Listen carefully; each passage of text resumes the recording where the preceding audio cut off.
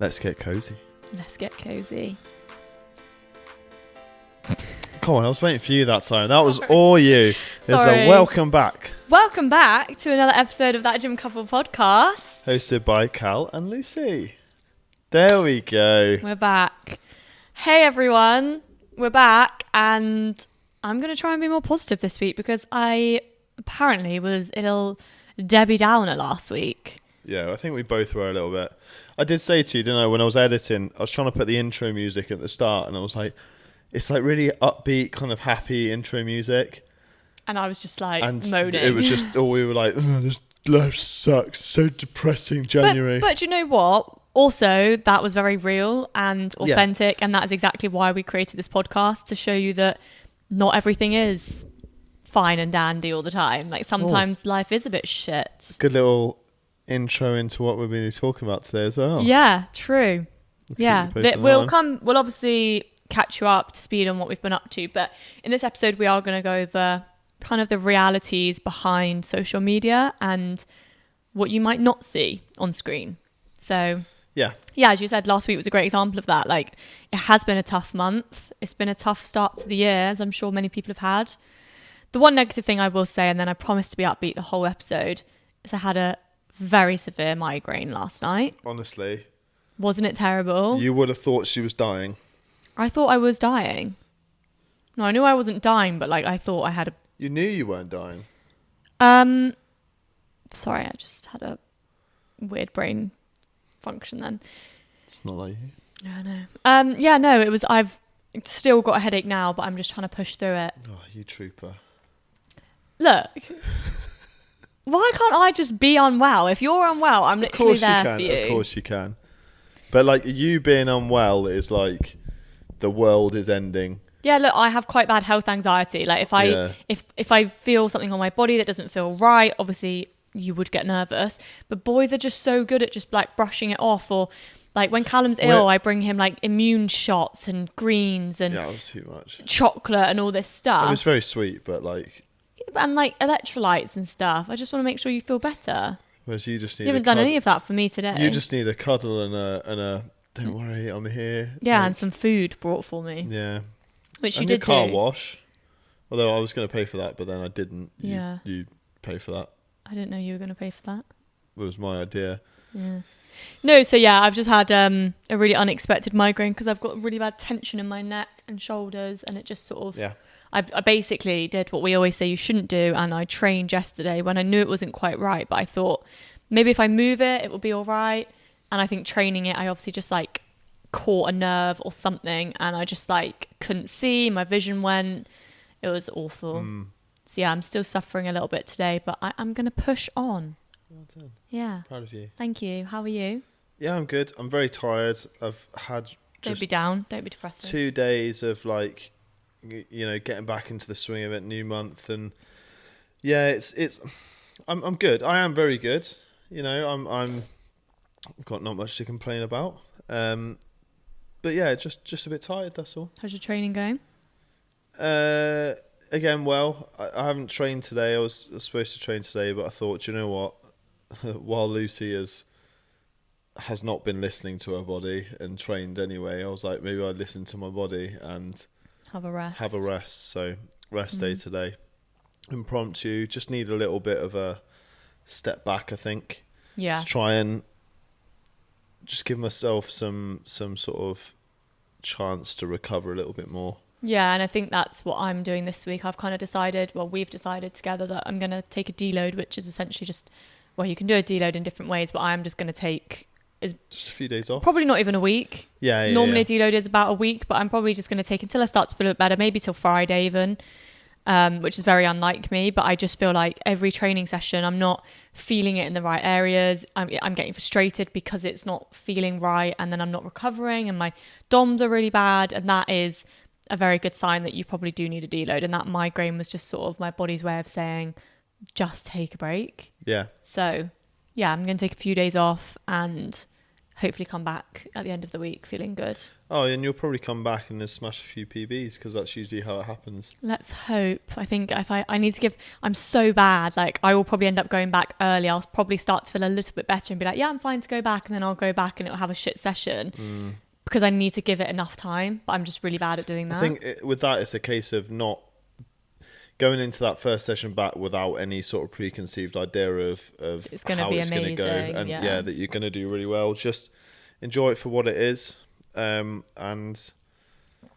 just when it comes to that, just go train. And well, I've got a sports massage booked on Thursday, so I'm sure you might not be able to go on Friday. Yeah, then. I mean, it's going to be agony, but this headache and migraine is stemming from just all the tension in my neck. Yeah. It's honestly agony, and I could feel it coming, couldn't I? I messaged you and I was like, I know I need to get a massage because it's getting to the point where I was getting tension headaches most days, and then that just led up to a really big migraine. But yeah, anyway, life goes on.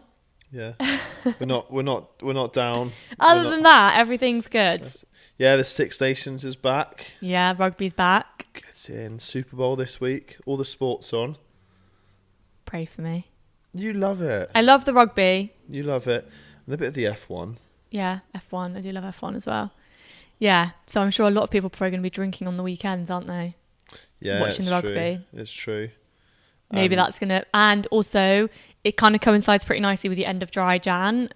Yeah. So people are probably going to start going out a bit more. That's why Dry Jan's a thing. Maybe that's why Six Nations starts in Feb, not Jan. Yeah, I wonder which came first. What came first, Dry Jan or Six Nations? Because they definitely don't go together. No, not at all. I feel like you have to have a beer when you're watching the rugby. Like, it's just, it's right. We went to your mum's, didn't we? And you didn't really drink at all. I had one beer and then you drive in decided and then, to stop. And then I was. My parents were just force feeding you alcohol. Oh, the wine. Well, we bought a bottle of red and we took it with us, and I was like, it'd be like, I wanted to try some. I was like, well, like if it's there, someone's opened it. I was like, yeah, absolutely, I want to try some of the wine we bought, and it was lovely. But because there was enough people drinking that it only went round so far. Yeah. So when they went to go top up glasses, it went to like a few people. Then I was sort of like, oh, it's fine. Like I'm not that fussed. And then another bottle got opened, and they were like, "Oh, Cal, you haven't, make sure you top up your glass." And I was like, "Oh, here we go." So before you know it, you're a few glasses deep, and it's definitely not the end to the week that I needed last week. No. This one will be a little bit quieter though. Yeah. Although it's England Wales on Saturday. Oh yeah, we have. Yeah. And we've got at least we've got nowhere to travel. Event. We can actually just watch that. Social event Friday. Yeah. Social event Sunday. But you know what? That's what makes life exciting. Is great. Social events. That's what makes it great. Yeah, exactly. And so we've got to enjoy these things. A week later. Marbs. Sunny Marbella. We're going for 10 days, so we're going to have to take the podcast stuff and we're going to have to film in Marbella. You're going to get 2 episodes. Maybe probably. We could do it on our balcony. 2 episodes of Marbella. Oh my God, pods. How fun. I don't think we're going to take the mic stands there. That's going to be too much to pack. Maybe just the mics and the cables. Yeah, I think we might just be holding the mic. That's fine. But yeah, we'll work it out. I wonder if we could do it with my little handheld ones. Or the quality wouldn't be good enough. You just use these. Well, anyway, I feel like that's enough of an update about us. Let's get into the episode.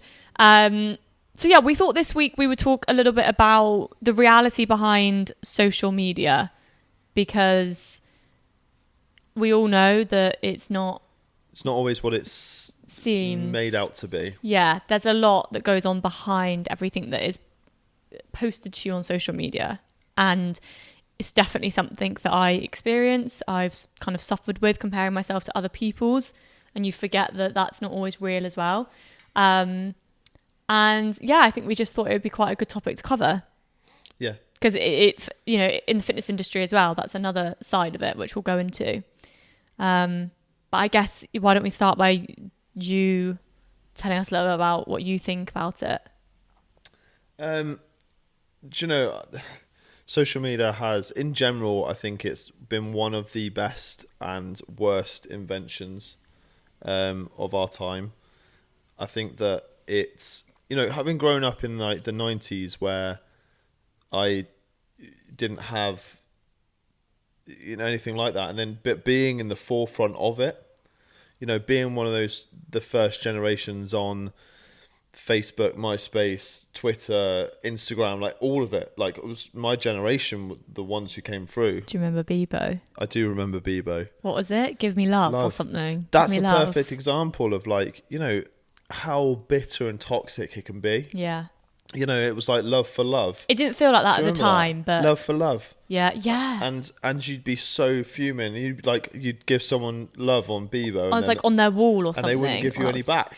Do you remember? Yeah. And you didn't get it back from them, and you'd be like, oh my God, we've fallen out. Yeah. You'd be kicking off.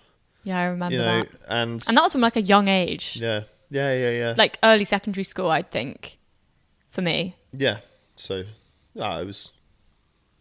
it was early secondary school for me. It's like, but as we were saying the other day, like, they are really formative years, and I'm glad that we didn't have it all through like primary school. Like, the kids have it so young these days. But I think that kind of gave us, because we've had it, and I think even for younger people now as well, although it's still very much an issue, I think a lot of us younger people can start recognizing when things aren't always as they seem. We're a lot more able to sort of spot these sort of, I keep saying sort of more. I didn't notice. We're a lot more able to spot the bullshit, should I say? I mean, it's still there, and we still get sucked into it a lot. But now, I don't know if many of our listeners might feel the same. A lot of these older generations now, they're a lot more prevalent on sites like Facebook and Instagram. They're starting to go through TikTok, for instance. They're the ones who often struggle with spotting the bullshit. Yeah. Spotting the things that aren't always as they seem. But then maybe younger people aren't as good. No, possibly. And I also think potentially there's a bit of a difference between male and female as well. I think we've spoken about before that I don't know if it's your personality or you just being a man, like, you are quite good at just not letting things affect you. But I'm not cut the same way as that. And it takes me a little bit more of a process to get to the point where I'm like, Lucy, why are you comparing yourself to this person? You don't know the full story. You're just seeing what they want you to see. I don't go there straight away. For me, and it might just be my personality trait, for me, the first thing I think is, that's better than what I'm doing, or why am I not like that or doing that? I think that does happen for me as well. I just don't think that I think it's easier for myself to kind of go like, you're just not doing this or this. Yeah. So you might not be here yet, and this person's here, but you can't, like we always say with clients, I can't measure my day 1 against their day 100. Yeah. Or I shouldn't, at least, because ultimately we're at different stages of our journey. Yeah, 100%. For me, I really struggle with this kind of feeling of not being enough or being worthy. And sometimes I find that because a lot of my life is spent on social media, it's a massive part of my job, it sucks me into this world of comparing myself constantly to other people. And to anyone that meets me, anyone that knows me really, I'm really confident, I'm loud, I'm outgoing, I can walk into any situation and, speak to people, make friends, make conversation. But only the people that are really close to me see what I'm really like behind closed doors. And that is actually quite an insecure person. And constantly questioning myself, wondering if I am doing enough for my online coaching clients, for my relationships, my friendships. Sometimes I'll meet up with friends and come away from it and go, oh, did I ask them enough about them? Was I talking about myself all the time? Oh my gosh, no, what if they think that? And then I have to snap myself out of it and be like, no, it's fine. Like, you were fine. And I do find myself always sort of second guessing if I am enough or doing enough or I'm where I should be in life. And that's really quite exhausting, to be honest, to not just be okay with where I'm at. And sometimes I obviously am. Sometimes I am. But it's this constant, for my job, I have to post on social media. I have to show up on there. I want to. I enjoy it. But it is there is a very fine line between getting sucked into forgetting that is just a highlight reel of people's lives. It's showing the best parts. We don't always see what really goes on behind closed doors. No, exactly. And to be honest, I was never that hot on my Instagram and my social media. I'm trying to get better. I'm still not amazing now. But it has become a second nature to you. You post so much more of your sort of lifestyle and things you're doing, but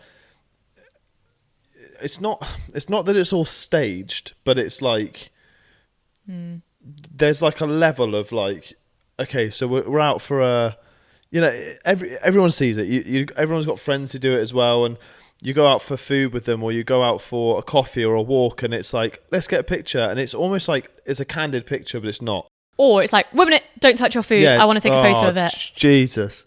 Like, Callum will cook us dinner, and I'm going to be really open here. I'm starving. Like, I've just cooked. He's hangry. I've just cooked, and I'm like, right, I'm going to smash this pasta. But he knows in his head he has to wait. I have to wait for, like, it's there. Like, and then it's suddenly like, no, wait, I gotta take a picture. Ages. No, you don't take that long, but it's like, it's not just one picture. I've got to get the lighting. I've got to do this. But that's fine, because that's part of your brand. You need to do that for your job. That's how. As sad as it sounds, that's how I've got to where I am today, by sharing my life on social media and people then wanting to work with me because of that. So yeah, it has just become habit to share every part of my day. But of course, like, I'm probably not going to show.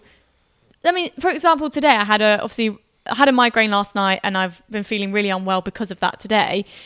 This morning, I'm not going to show all of that. I did take a photo and be like, oh, I've had a migraine, just to update people. But yeah, obviously you're not going to show all those things. And I think that's what a lot of it's come down to, is you're only going to show the stuff that is entertaining anyway, because that's the stuff that gets like views, that's the stuff that gets likes, that's the stuff that gets reactions and engagement. So if your whole day is you sat there doing nothing, you're not going to be like, well, I'll film this and put it up on YouTube, because what a boring vlog. No one's going to watch that.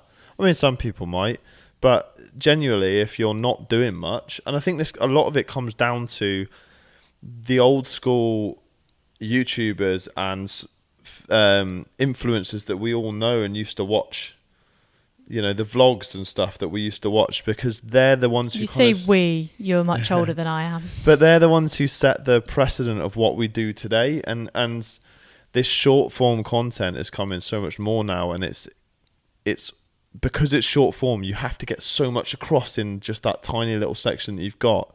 So because our attention spans are just going by the seconds. You've got to grab them in like the first absolutely, and if 5 it doesn't seconds, well, you're not getting anything keep scrolling. Yeah, absolutely. Like, it's so much out there, isn't there? It's such a saturated market, just generally social media, and that's the problem, because with that saturation comes so much misinformation, and people have no idea what they're looking for these days, because there's so much stuff out there, and a lot of it isn't relevant to them, but they think it is because that's what people are telling them. And that's what their friends or family are on, and that's what they need to think they need for the same situation, which isn't the same, because it's every person is very and I separate. think then we also sometimes run the risk of only getting half of the story or half the picture. Like, what were we talking about earlier when we went to the supermarket, and you started saying something really interesting about how everyone started freaking out about aspartame. Yeah. So, like, I mean, literally, I saw this earlier today, and everyone was going, oh, it's carcinogenic. It can cause cancer. The amount of Diet Cokes, for instance, you'd need to drink daily. I think it's like 18 cans of Coke daily. You'd need to drink Diet Coke daily for a long period of time before it might cause cancer. Not will cause cancer, might cause cancer. I think it's a type 2B carcinogenic, which is the same category as our mobile phones. Like, our mobile phones have just the same ability of causing cancer. But no one talks about that. No one talks about that. Or the fact that alcohol is, I believe, a type 1 carcinogenic. It's known to cause cancer. But we very happily drink Everyone alcohol. just happily drinks it on the weekend, but because it's new and it's like, oh my God, but I like Diet Coke. And then everyone's telling you, oh, you can't drink Diet Coke. You're only getting half the story. Exactly. There's so much misinformation because we are led by what people are telling us online. And a lot of that comes down to people having a narrative or having something they want to sell. How many fitness influencers you know who have some form of brand deal with a nutrition company? Most of the time they probably don't use that stuff themselves. Yeah. But because this brand, this company's going like, yeah, like, you know, we'll send you some free stuff if you promote us. And they just want to have a little thing in their bio being like, use code blah, blah, blah for 5% off. Or they've just been paid. To do the post. But most of the time it's young, it's, you know, for people who are higher up in the industry and people who are being paid, I get that. It's slightly different. You know, you could argue that actually that's worse because they're getting paid to do it. But it's the ones who are just doing it for the sake of getting it's just so dishonest. Yeah, and I can actually relate to that. I worked with a company two companies. There was a activewear company and a supplement company. I won't name them because they are big brands. Of course, yeah. And I worked with them both for a really long time, and it got to the point actually where I felt like I was more working with them to say that I worked with them, and because it was both of them are big brands, particularly the supplement company. And then I got to the point where I wasn't even using the products anymore. I didn't love the protein powder, and I didn't really like their clothes that they were sending me. But yet I had these deliverables that I had to post up to keep the discount code and to have, you know, to be associated with the name. And it got to the point where I was like, actually, I'm not being authentic to my audience because I'm not even really enjoying the product. So I just reached out to both companies and said, I'm really sorry. I don't want to work with you anymore because I don't enjoy your products, and I don't want to say to people that I do when I don't.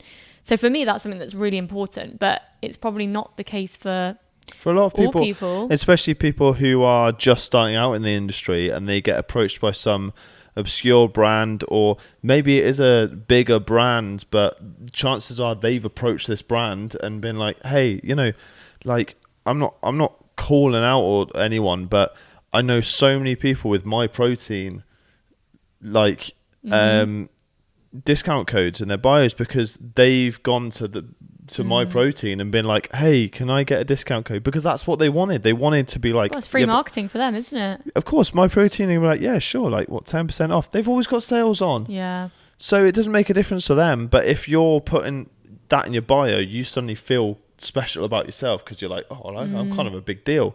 It's like people paying for the you know, blue ticks. Everyone was giving people crap over like, oh my God, you pay for a blue tick. But I told you to pay for yours. Yeah. Because the benefits for you as a and business, I got my Facebook hacked, so it has benefited exactly. me. Like the support is actually amazing. Yeah. But for the most part, most people don't need it. If you're not a brand, you probably don't need it. Yeah. You know, if you're an influencer, I guess you could call that a brand. Like that is your job. If your financial income and is linked to that one account, that if that goes down, your livelihood goes, like it would for me. If I lost my Instagram, it would all go away. Yeah. For influencers, it's the same thing. Like you need to protect that however you can. So I get that, but yeah, talking about the fitness industry and social media and all of that, I guess that's another topic that's important, is that a lot of people will see, you know, before and after photos that coaches have posted, for example, and that's another thing that could be fabricated. 100%. I've seen, everyone's seen it. Like you see it all the time where people like alter their videos or pictures or whatever it is. I was chatting to a friend of mine earlier today who's also a PT and coach, and he was, you know, we were talking about how often, you know, you'd have a client say, and you've got them a good transformation. Maybe they're not exactly where you'd like them to be, but they're pretty much they're where they want to be, at least. Well, like, yeah, of course, where they want to be, but like, you know, you as the coach, you've got this idea of how long it's going to be until they get to where their goals end up. So where you want them to be on their journey. So, because you map that out for them essentially. So let's say they're 80% through their journey and they decide to leave. And, a week or two later, you see them with another coach and they're using the transformation picture that you put up, they gave to you in the first place. And then the end result is like a couple of weeks later. Yeah. And you're going, that's so true. Like, you feel so like, hang on, like this other coach has you did all that work. You've done all this work and they've just sort of swooped in at the end and taken it all on. But that happens, and people alter pictures. People go on photo shoots and they do these photo shoots and they get these amazing pictures and they show off all the hard work they've done. But you get a snapshot of that one instance of them in a gym looking really lean, muscles popping, tan, makeup, baby hair's oil done, teeth whitened, baby oil, in their nicest fitting clothing, professional photographer, professional lighting setup, professional editing. Everything is perfect. And then they rinse and repeat these same photos all again and again and again and again and again. Why wouldn't you? Like, why wouldn't you?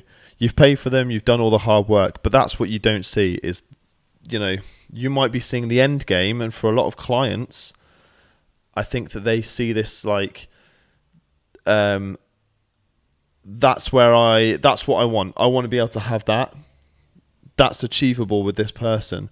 It is, but you haven't seen the months and months and months of struggle and progress this person's put in beforehand to get to that point.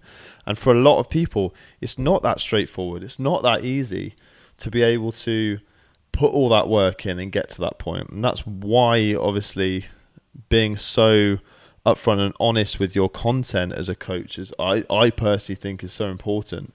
And not fluffing around the clients and being like, hey, we'll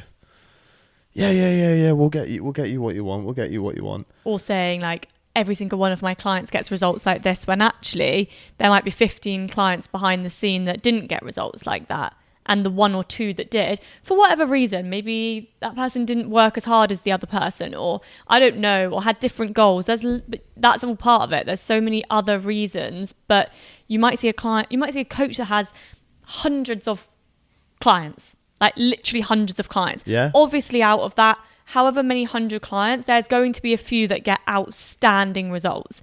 They're the ones that are going to get posted on social media. Yeah. They're the ones that are going to get shown. And there's nothing wrong with that, really. Like, you've got to showcase your best work. But again, it's the highlights. It's the best bits. And that's what we all do, isn't it? When we go, you look at, go on anyone's social media and you look through, for the most part, they're not posting pictures of them up, of them all drunk on a Saturday night at 3 a.m. in the morning because eating a KFC. Because that's not the side of them that they want to show off and impress other people with. What they're showing are the pictures of them on holiday when they were 2 stone lighter and had a tan and they felt really good and they were on a yacht somewhere, like absolutely balling.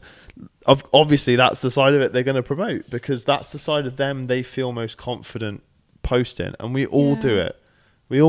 But when it comes to that and business, I feel like there's going to have to be some regulations at some point. Something's going to have to change because I agree. Actually. At what point is it false advertising? Yeah. At what point is it completely fabricating what is possible? Yeah, I agree. I do agree. Yeah. And I mean, it's like some of it as well is quite sad. Like, I think back to when not even that long ago, probably a couple of years ago, I wouldn't upload a story on Instagram, let's take for example, without one of the filters on. And these filters, oh my God, completely change your face. I could have zero makeup on, and I am someone who had zero confidence not wearing any makeup. Like, until probably after uni, I wouldn't have left the house without makeup. That's so sad to say because no makeup is us. That's just who we are. Like, we should be happy with that. But if I was going to post a story, I'd put one of the filters on. It makes you look like you've got makeup on. It smooths your face. Like, great. You feel great. It distorts everything. It's a complete lie. It makes your nose look skinnier. Makes your cheekbones like lip filler. Yeah. And I actually worry that these filters are what have made a lot of us go out and actually get that work done. Yeah, of course. We go and get so. Lip filler and cheek filler or whatever it is. If you're constantly putting this stuff on yourself, you like the way it looks, like virtually you are. Yeah, exactly. After a while, you're going to be like, well, maybe I should do it like that. Yeah, well, exactly. And I don't think I've used a filter on Instagram, you know, like the story filters, for about 2 years. I look back at, you know, like I say, a couple of years ago, like when I was doing my photo shoot prep for my own photo shoot, I was kind of doing a lot of daily updates about how I was doing on my prep. And every single one is a filter. And I just look back and I go, God, I must have been lacking so much confidence because I couldn't upload a story without one of those filters on. And now I can't remember the last time I did it. I just do not use them because I think it's such a lie. Yeah, still see it. No disrespect to people that do it. It's just... No, but if you're going to do it, don't lie. Don't lie about it. And I think the danger is, I think we're creating... I want to be a role model to other women. I don't know necessarily what I'd be a role model for, but I don't want to encourage the use of these filters because I think if I do it, other people are going to think, well, I can't possibly show my face without makeup or without a filter on, and I don't want that to become a thing. I want women to feel confident to just upload them as them. Genuinely, like from a bloke's perspective, and maybe I'm a little bit out of touch, I don't know, but you know, I am in my 30s after all, so you're a young 30, yeah. But from my perspective, if I see someone posting up and they've got a filter on, and especially an obvious filter, I'm thinking, what are you hiding? I'm thinking, what it sounds bad. I'm like, genuinely, what are you hiding? Is it that you've got bad skin, or you've got, you know, is there something you're self-conscious about today, or... That is probably it. They're just self-conscious. Exactly, but just generally they're self-conscious, and a lot of the time it's not. They haven't got anything. It's not like anything that they're hiding. Like they're just hiding behind. It's really sad. And we see it. You know, it's even worse because obviously, if you post a filter up on Instagram, you see the thing, so you know someone's got a filter on. Yeah. But now there's ways you can get around it. Yeah, I've seen you can screen record yourself in a video. And it gets rid of the... I guess what they do is they screen record it and then crop it so it doesn't say what the filter is. But then do people think that you can't tell that it's a filter? It's a filter, and it's making young girls think that they're not enough just as they are. And especially, we need these filters. Exactly. And we don't. Especially for, you know, as people in this industry, as you rightfully just said, they should be promoting, you know, like the healthy side, the authenticity, because that's exactly what our clients want. Yeah. They don't want some fake, you know, I don't know, like person in front of them telling them that they should do this and this to get this and this, because if you're looking at them, you're going, well, are you doing that? Because you don't look like you are. I think you have to practice what you preach, don't you? And my online coaching is called Love Lucy Online Coaching. It is my whole ethos is about self-love and learning to love yourself. And yeah, I'll admit, I didn't love myself for a very long time. I've only really got there in the last 5 years, maybe even less than that. But if I were to go and, you know, start airbrushing myself on the airbrush app, and, you know, people can literally like bring in their waist and smooth their faces. If I were to start doing that, I am not practicing what I preach. Yeah. That's not self-love. I'm trying to change myself. I need to show up as cringy as it sounds, like the most authentic self that I can be. That doesn't mean showing you every single thing that goes on in my life. I have to have some boundaries, but showing you that you are enough as you are. I'm still trying to believe it myself, but I want to promote that to other people. Otherwise, who am I? Exactly. My coaching makes no sense otherwise. Exactly. Right.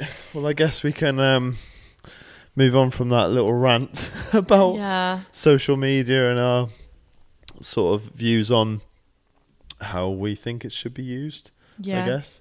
I think it's an important thing to discuss these days because it is so prevalent in our lives. But yeah, and I think, you know, if anything, the kind of take home from that is social media is great for so many reasons, but also just take it with a pinch of salt, because not everything you see is real. You haven't seen the whole story, and we're trying to be as real as possible and tell you that it's not all great all the time.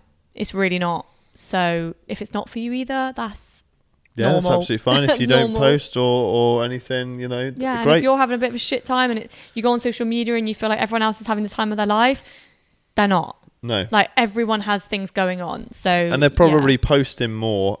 From my experience, people post more when they are feeling low because they feel like they have to try and prove that they're actually, like, you know, living a great life. Or but if you do go on social media, perhaps you could send us a message with your gym questions and what a segue. Things like that. For instance, yeah, we do have a listener's message this week. So someone messaged me earlier this week and said, I hate it when people just sit on their phones and take ages on a piece of equipment, especially when there's only one of that particular piece of equipment. What are you supposed to do in that situation? Just leave, go home, just give up, quit the gym forever. Never go back again. No, it's obviously their piece of equipment now, so they own it. Oh, it bugs me so much when people do this. Same. So pet peeve. I mean, in the first instance, I'd probably suggest just going up and asking them to jump in. Like, just jump in on the machine with them or asking how many sets they've got left. It might be they're on their phone for a bit, but they've only got one set left. And sometimes you going up and asking them how many sets they've got left. This happened to us when we were training the other week.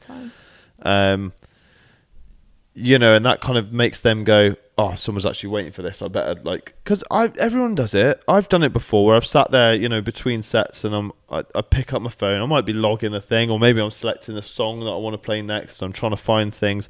Before you know it, 4 minutes has gone past. Yeah, and you're like, oh crap, I haven't been paying attention at all. I was like, hope no one's waiting for this machine because, you know, I've just been sat on it. But yeah, just go and so sorry, just to interrupt, just on that point, sometimes you actually don't realise that someone is waiting. Like, for example, sometimes when I'm in the gym, I'm like the other side of the gym, but I've got my eye on like the Smith machine or something, and I'm waiting for it to be finished. But unless I actually go and stand over by the Smith machine and linger and make my presence known, they might not even know that you're waiting. So like they might take even longer. Like the lads when I was doing my RDLs a couple of weeks ago. Oh, bless him. And this young lad came over to ask me how many I got left, but I just started a set, and it was quite a few reps in this set. I think you were doing a warm-up set. Yeah, so no, it was a work-in. Oh. Thanks for outing me with my weights. No, that's me saying that you're strong. But he just sort of stood there, like really awkwardly, like right next to me, and I was like, I could see his feet, and I was like, he's gonna have to wait for me to finish, but don't do that. That was very awkward. Yeah, and he was like really watching you. Like I thought he was gonna come over and ask you something, like something about your training. I didn't know he was waiting. It was a bit strange, but yeah, for the most part, people aren't trying to be dicks. They just get a bit lost in their own world, and you just need to go over and say, excuse me, how many sets have you got left? And then they'll think, oh, someone is waiting for this. I need to kind of speed it up a little bit. If they say 1, fine, you can wait it out. If they say 2, 3, 4, whatever it is, perhaps then you just ask if you can jump in with them. Or they might offer. I actually find most of the time people will be like, do you want to jump in? And that can be quite scary. And also it can be, depending on what machine you're using, it can actually be more hassle because you've got to keep changing the weight. But if it's just like a pin, you can just... sometimes it's great though, because you actually make a friend and you get someone to chat to and you're both training at the same time. Like win-win situation. One of you rests, one of you trains, and vice versa. Maybe he'll ask your number like that happened to me. If they don't do... Yeah, that was not me, by the way. No. If they don't do that, or maybe you ask them to jump in and they say no, which would be really weird because I don't know why anyone would say that. But maybe you haven't got the courage to ask to jump in, and they're just kind of a bit cold with it, and they're like, "Oh, I've got loads of sets left." You have my permission to kick them in the teeth because they're horrible people. Callum, no, do not. Sharing is caring. Share your gym equipment. Yeah, he's not wrong, but he is wrong about the kicking in the teeth. Don't do that.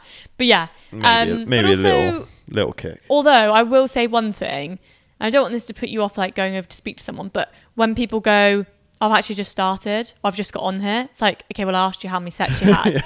Is that 2? Is that 4? Or is that... Oh, I've just started. Okay. Yeah, but if you've got 4 sets, that's a long time. If you've got 2 sets, that's actually not that long. Yeah, but it could be like 4 sets of 4 reps. Well, exactly. And in that case, they're actually just not being very friendly. Like, they're not being very open about the fact that they're just going to take a while. It's just a bit annoying. But for the most part, honestly, I know people they're strangers. I know it seems... Am I boring you? You're not boring me. I'm just very tired. Carry on. Yeah, fair. You were up quite early. For the most part, people are very friendly. Like, I used to be petrified to speak to anyone in the gym, but honestly, people are really nice.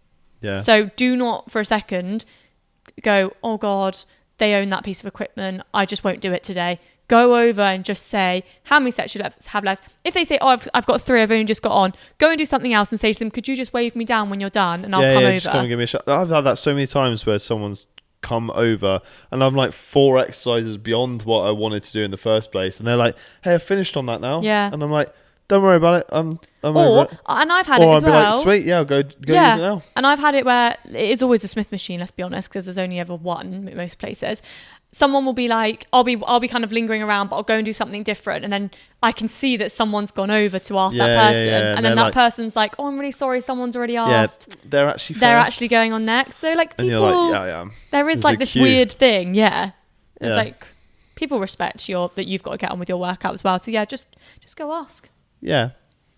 Oh, what a lovely way to end the podcast. Yeah, that was I say, We were like, oh, this might be a little bit of a shorter episode today. It never is. No. They just always end up being because we just have so much fun chatting.